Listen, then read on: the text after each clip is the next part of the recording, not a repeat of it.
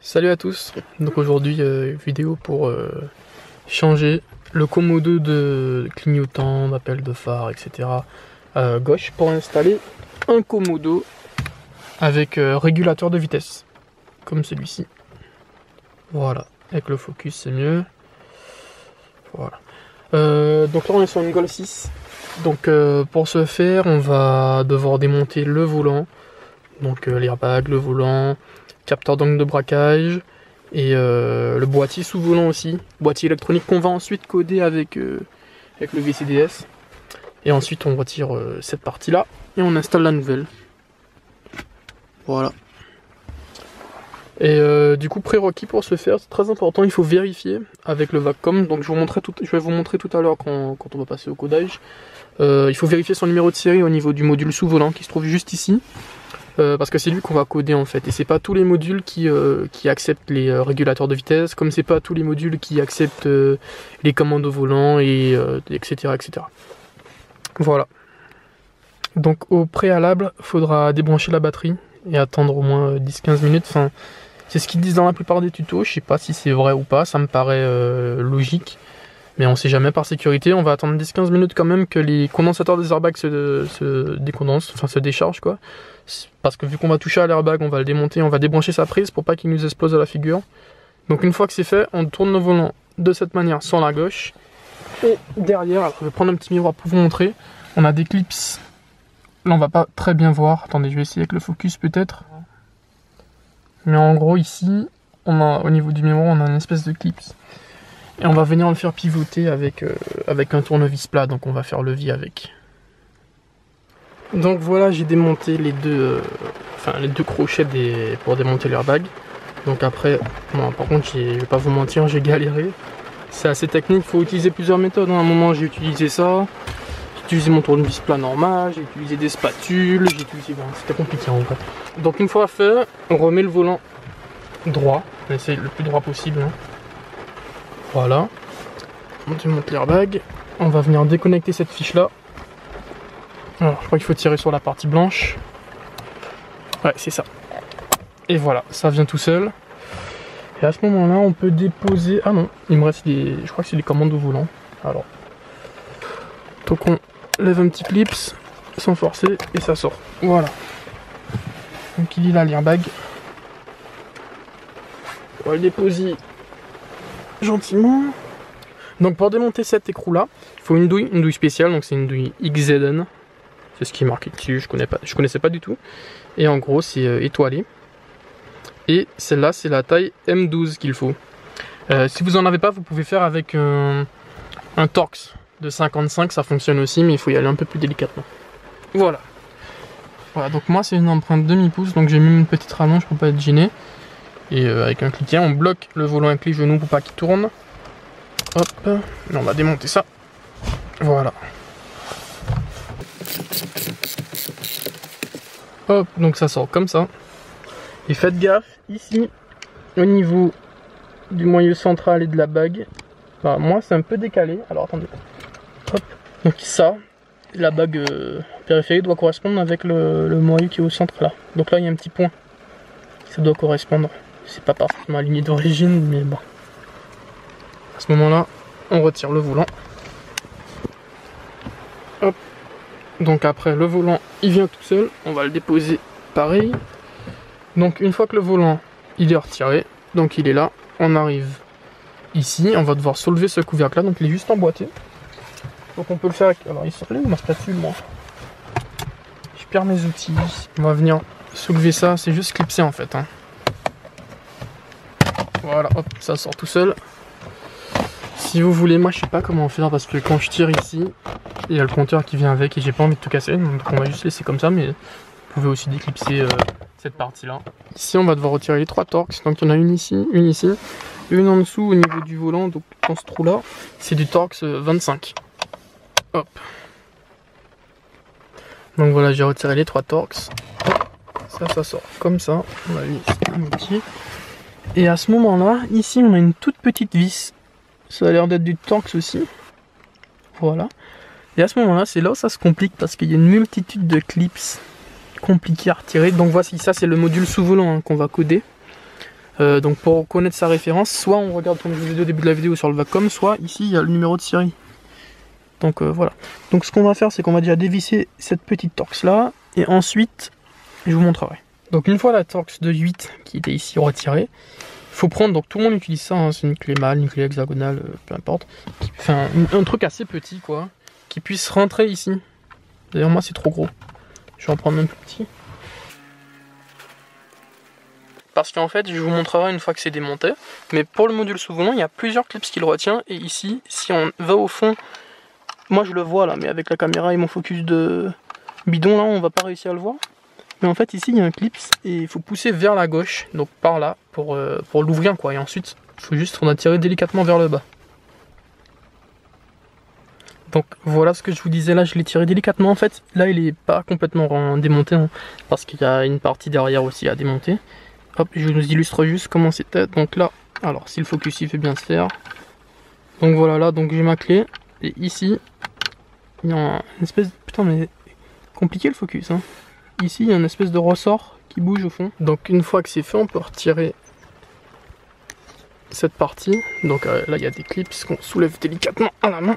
Hop, voilà, de l'autre côté aussi. Voilà. Et comme je vous l'ai dit, moi je l'ai bloqué avec du scotch. Hein. C'est pas très efficace, mais bon. Enfin, c'est pas très joli, mais c'est efficace. Donc, ça, vraiment, il faut essayer de faire des ronds avec, comme je vous ai dit. Et c'est cette partie-là, avec... Bon, il y a de la graisse d'origine, donc on va essayer d'en remettre un peu. Cette partie-là, qu'on va venir tirer. Mais pour tirer... Mon commando neuf. Pour tirer, c'est compliqué. J'ai pris un panel d'ustensiles avec des couteaux, des spatules et tout pour essayer de le tirer. En gros, il y a un clips qui est... Alors, si je me trompe pas, il y a ce clips là déjà. Lui. Et il y en a un autre, mais alors, où est-ce? Je pense que je vais faire à... Je vais essayer de... Ah oui, il est là. C'est lui le plus compliqué apparemment. Alors, focus. Voilà, c'est lui apparemment le plus compliqué à retirer. Donc après au moins 20 minutes de galère, j'ai réussi. Donc voici les deux clips hein, les plus compliqués. Donc il y a lui là. Et lui là. Donc lui c'est facile, hein. On prend une petite spatule, on l'écarte, hop. Mais pour l'autre, en fait, ce que j'ai fait moi, c'est que j'ai pris il est où mon couteau? Je perds tous mes outils en fait. Bref, en gros avec un couteau, ben à bout pointu en fait, on va essayer de viser le milieu ici et on appuie et tout en gardant la spatule ici à gauche, enfoncé et le couteau appuyé, ben on tire vers soi et ça vient tout seul. Et du coup après, il n'y a plus qu'à... Alors oui. Comme ça, ouais là c'est bon, c'est aligné, il n'y a plus qu'à gentiment, on soulève le boîtier, hop, clipser, voilà, le boîtier c'est bon, il est remis, j'espère que j'ai tordu aucune broche, et voilà. Donc normalement là, on est bon, en principe. Ce qu'on va faire c'est que je vais reconnecter la batterie, et on va essayer de le coder pour voir si ça fonctionne, il faut mieux coder tout de suite avant de voir... si on trouve un défaut plutôt que de tout remonter, de tout galérer à remonter pour ensuite redémonter s'il y a un souci. Alors c'est bon, batterie rebranchée, donc le compteur s'affiche, clignotant. Eh ben on va peut-être mettre le contact, ça serait bien. Elle est où ma clé moi? Voilà. Ok, donc là on est bien. Ouais, ok, on a plein de voyants erreurs. Clignotant. Qui fonctionne, ça fonctionne, appel de phare, ça fonctionne, qu'est-ce qu'on peut faire encore? Après c'est bon, on a fait toutes les fonctions, et pour l'instant quand on... il n'y a rien qui s'affiche en fait, donc on va le coder pour que ça fonctionne. Donc alors, le contact est mis, on branche le VCDS, hop. Donc là il est branché, il s'allume vert je crois, ouais c'est bon. Il est branché, hop hop hop. Ah oui, donc déjà je vous montre comment voir la référence de votre boîtier sous volant. Alors pour voir la référence du boîtier sous volant, il faut aller dans du coup... Alors c'est volant multifonction je crois. Voilà, elle est là, c'est celle-là la référence. Juste ici. En fait, ce qu'il suffit de faire, c'est je vais vous mettre un lien dans la description. Donc, c'est un lien de Rostec, c'est le développeur du VCDS en fait, qui a référencé tous les codes, enfin toutes les les références des modules sous-volants avec, donc on a le bas de gamme, midline et highline, donc avec soit le régulateur de vitesse, les commandes au volant, etc., etc. Donc ils vous disent en gros si vous avez ou pas avec le module sous-volant d'origine possibilité de faire un rétrofit en fait avec le régulateur de vitesse. Donc voilà, donc là on est sur le VCDS, on va aller d'abord dans calculateur moteur.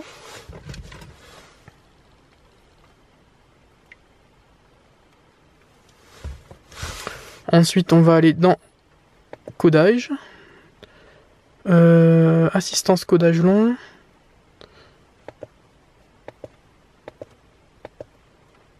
Non, c'est pas... Ah voilà.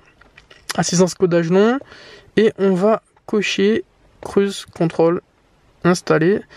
Et là c'est l'adaptative cruise control. Je crois pas que je l'ai ça. Je crois que c'est en fait... c'est quand on a le radar et que ça freine automatiquement s'il y a une voiture en face. Donc on coche que le bit 0 dans l'octet 6. Voilà. Donc on ferme. On fait OK. Codage accepté. On quitte le calculateur. Hop. On va maintenant dans volume multifonction. Ensuite, toujours dans codage.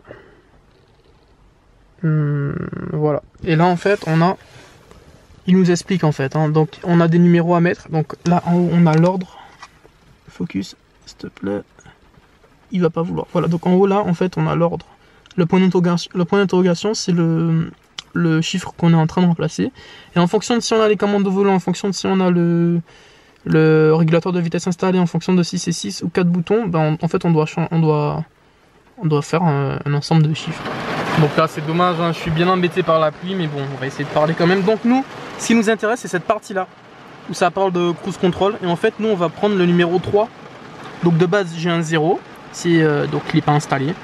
Et nous on va prendre le numéro 3, donc c'est 4 positions avec je sais pas c'est quoi ça en anglais, mais en gros c'est cette partie là, le Komodo. Parce qu'il y a aussi des Komodos séparés qui vont en bas là pour les Passat. Donc voilà, donc on va juste mettre le numéro 3 à la place du 0, hop, donc ça on décoche. Voilà, donc à côté du 2, on efface et on met un 3, voilà. Et après on fait OK.